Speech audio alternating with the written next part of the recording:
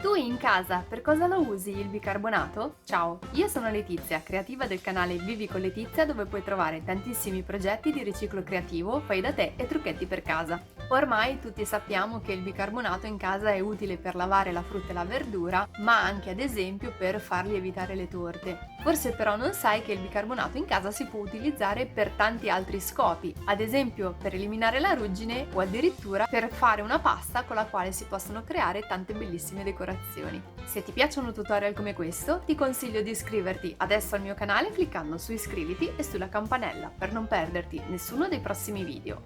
Se invece questo video non ti piace, lasciami pure la tua critica costruttiva nei commenti. Ora passiamo al tutorial. Continua a guardare!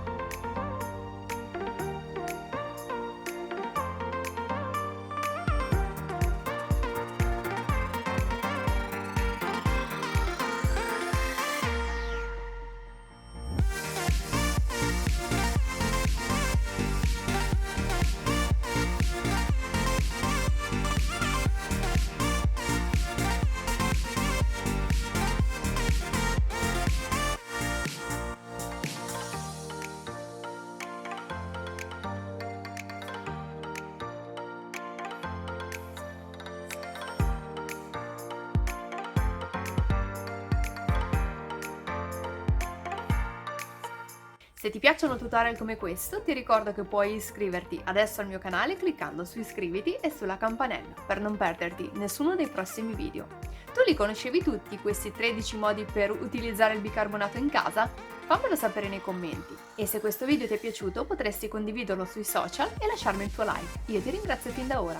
Noi ci vediamo alla prossima. Ciao! Una moto c'era proprio adesso.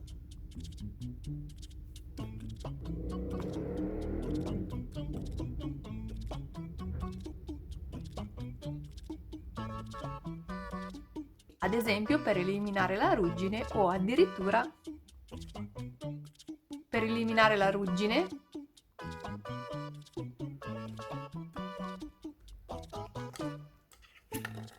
e se questo video ti è piaciuto potresti condividerlo sul social. Ciao!